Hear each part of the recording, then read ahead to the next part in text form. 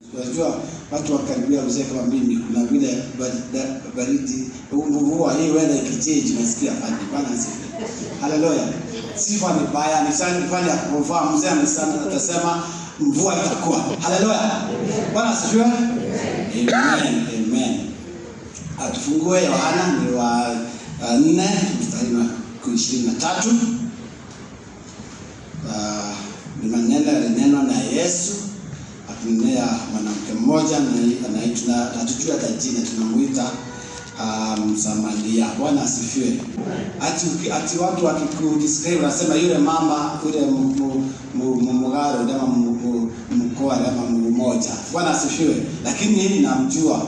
Haleluya. Hata wewe ujue wakati wako utafika. Kwa sababu katika hili neno Yohana 4:23 Yesu alimwambia. Bwana asifiwe. Hili neno likasemewa huyo binti huyo mama Msamaria. Ni kwa nini? Kwa sababu Wasamaria walikuwa wamekaa na njia isiyo ya kupendeza zaidi. Ni kwa sababu kwa miaka mingi zaidi walikuwa wametengwa na Wayahudi wenzao, kwa sababu walikuwa wamesemekana kwamba hao hawamjui Mungu, kwa sababu wanaabudu kama vile tumeiba miungu nyingine. Bwana asifiwe. Na kwa hivyo ilikuwa kwamba walikuwa wanatarajia kwamba wakati Kristo atakuja, basi mambo katika maisha yao itakuwa tofauti. Na ni hivyo tu nasi tunajipata wakati mwingi tuko katika ile hali ya kutegemea mambo yageuke, kwa sababu labda tumekaa katika hali yenye hatuipendi, lakini tuko vile tu tunaamini kwamba mambo yatageuka na yawe tofauti. Basi huyu mwanamke akaambiwa, lakini saa inakuja. Sababu hivyo ndio alikuwa ameamini all through her life. Hata wao wa baba zake na wale wa zamani walikuwa bado hiyo miaka karibu miaka imepita 700. Bwana asifiwe. Walikuwa naamini kwamba kuna wakati utakuwa na kutakuwa huyo Yesu huyo Kristo akija, watakuwa mambo kwa watu katika maisha yao watageuka. Lakini Yesu akamwambia, yes, imekuwa kikao kigojea ikikuja, lakini sasa ndio ipo inafanyika, ambayo waabudu halisi watamwabudu Baba katika roho na ukweli, si na kimwili vile labda walikuwa wamezoea.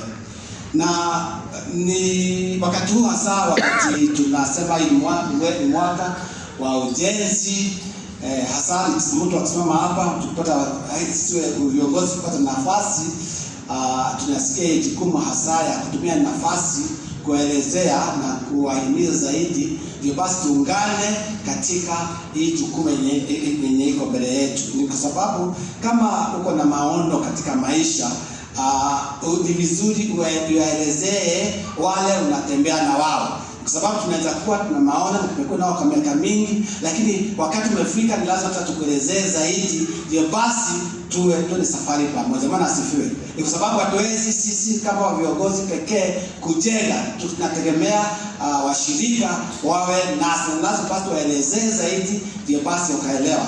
Na hii mpango ya kujenga kama mnavyojua, hata nikikumbuka wakati mara kwanza nilisimama hapa kuelezea habari ya mjengo, ni miaka labda siku hizi najipatanga niko na ile inaitwa memory lapse hizo. Bwana asifiwe. Ndio basi naona saa zingine ndio basi useme nimezeka zaidi, saa nyingine na nyoa yote basi naona kichwa ilikuwa vile iko. Bwana asifiwe. Bwana asifiwe. Lakini 10 years ago sikuwa hivyo. Bwana asifiwe. 10 years ago is a long time. 10 years ago ni wakati. Na tumesimama hapa, tunaonyesha mchoro dakika chache, tunaondoa, tunasema sasa nini mnangojea hii. Mtu mwingine unasema hii mchoro hii mambo ya kujenga ilienda wapi? Lakini sasa tunaamini. Bwana asifiwe. Tunaamini ya kwamba wakati umefika. Na wakati ndio huu. Bwana asifiwe. Na wakati ndio huu umefika, ni kwa sababu basi ndio tuelezee vizuri tungetaka tujue kwamba hatutaki kufanya hii kazi kwa kimwili. Haleluya. Hatutaki kuifanya hii kazi na nguvu zetu. Ni zaidi basi tujue na tujitayarishe tufanye hii kazi kwa kiroho na ukweli. Bwana asifiwe.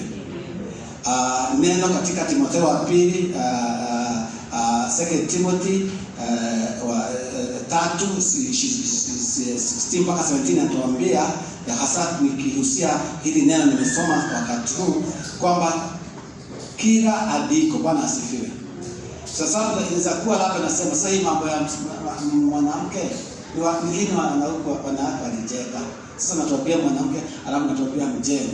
Sasa kweli wanaume, lakini let me tell you, all of us, sisi zote lazima tuchukue hii kazi kama ni yetu. Bwana asifiwe.